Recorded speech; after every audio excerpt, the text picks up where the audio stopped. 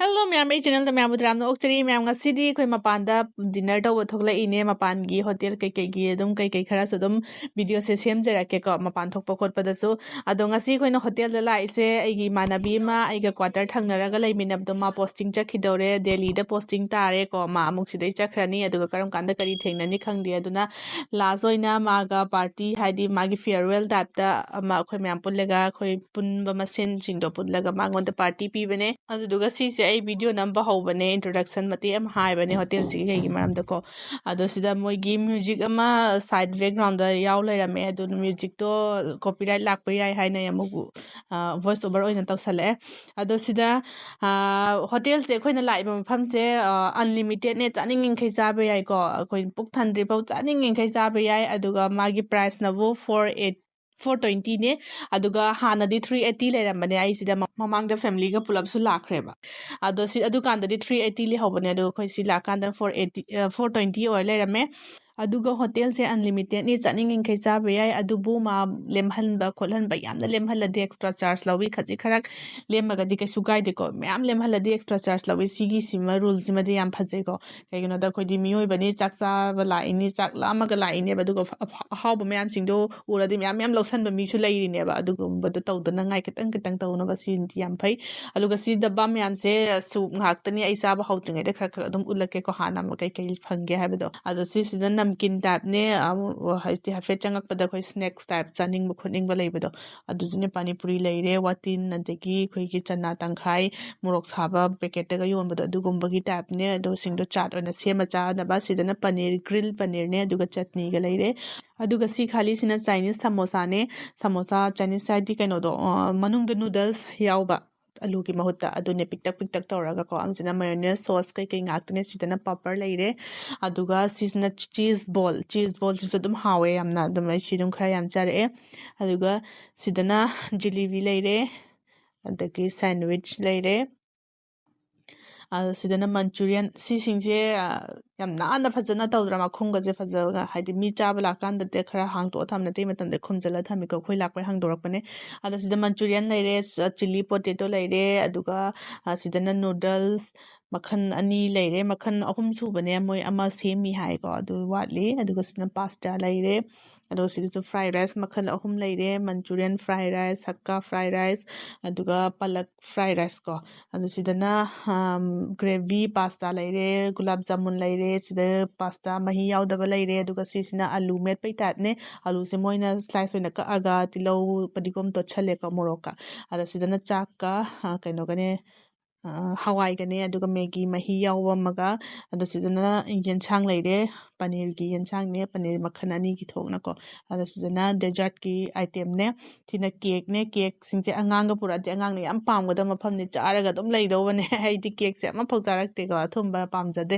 adugi ada som side to so makhan ke mayam leire si so salad custard adagi pasta makhan pink pasta white pasta orange machu gi pasta ke loin sure ko aduga somna dahi tarboos salad alu metpa pasta ko alu adai tilau salad adagi masala corn adagi sinchana machin tumi de tilau padigom hapchalaga ko tawba khoba loin sure kamba ja doino khangdre ada sisna mate ama hotel manung gine yam chawe ko mi singji kanam laktre khoi dangne la ise family amaga ko khoi je nganna dum tholai angang leibani na moi cha insang khara thongdok piramaga ko angang singge aduga khoi nganna hannabagi ko la khoi gi imanabi umge husband na moigi gari achobada khoi je thinbira ambane aduga khoi amuk lawba laktoini moina ado sisi chaba hawurage ai chaba hawnaba lawba hore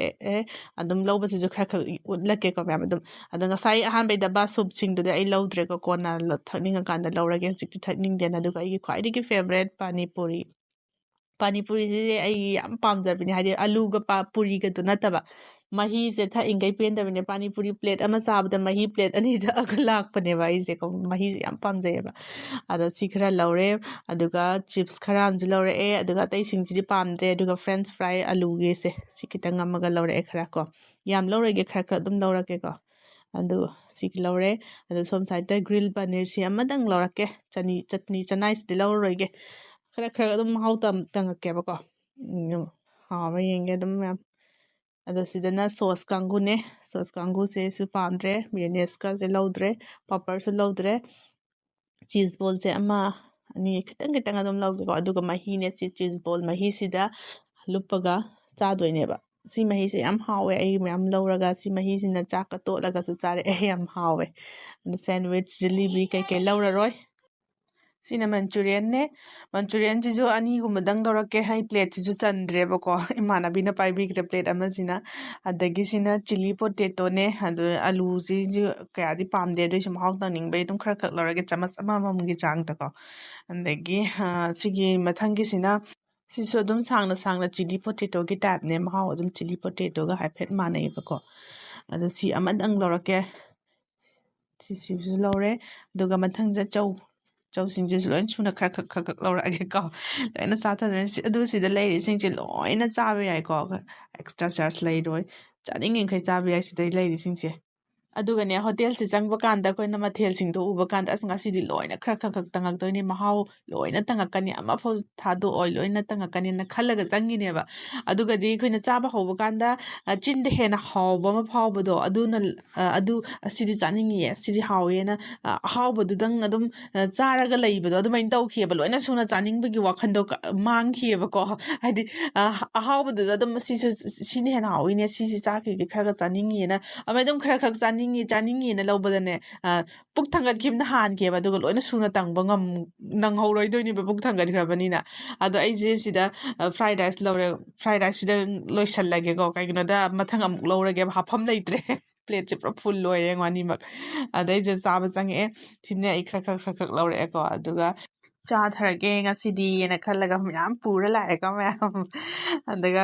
karamba cha sino sine na hal khalli je karamba han hausino na da Manchurian ji hana chare ko da hawe da Manchurian da so hawe alu pote loina hawe aduga ne hawbadu ji kitang chaningi lawbada puk thangat khibna handana loina suna di tangaktre nungaite mathang amuk chakan loina tangakpa ngambra yenge aduga pani puri dadi myam ai gidi kwai da ya pambane haidi sai dadi murok sabi sinju kai ka do phangdrabani na ko sina do mahut sin khibdai haina khre ba han badadi haina ram de ba ko hojik de si chadra di lengam da bai ta ta tawe aduga mahi sin mai yam pamjare je murok sa tak tawalaga sa halaga ado sida se imanabi amgi mangonda hangdabina ina cold drink ama lawrure cold drink do bana pam da boyram namuk hando ine tawrise cold drink su ising su kai su loina free ni ko ma'am si loina free ni hadi extra charge laite ban limited paisa khoina thi khibado adudagi sina amuka anirak subagi round ne sijo chaba hore ne ka ahan bagi loi khrabane chan adum si mapan gi view su habetang video namsala ine mapan gi view ne sisna adigi ekoi se second round loiga sina third round ne loi khrise me third round loiang ko mari suba round ne amuk lai se aduga loina loi khraga sina pizza amuk lae ko last ta pizza lae pizza se makhan manga muk sui ko aduga pizza makhan manga makti loina chaba ngamaktre pura full oire ba ko aduga si singje ai pizza makhan ani dang chare slice amamam khakta ko aduduna pizza makhan do loin suna di video namakpa ngamaktre na la chaningdre na haido khibada moi phat pusan greba adu somji jana muk akhoi je khak charaga moi je photo kafam area macham su leyeba ko kaino gi hotel site to da ado photo kapaga moi photo kapna ringaida akhoi gi table do phajana taitho khondo amaga akhoi chi chaba loire na moina khangreba moi boba ai budi chatho el hana ko ado moi sing judi chadriyeba dinner phajana heavy daudriyeba ado moi chainga lain table dei kai degi sengdok pere juice dei kai de lan pusalamme ko ado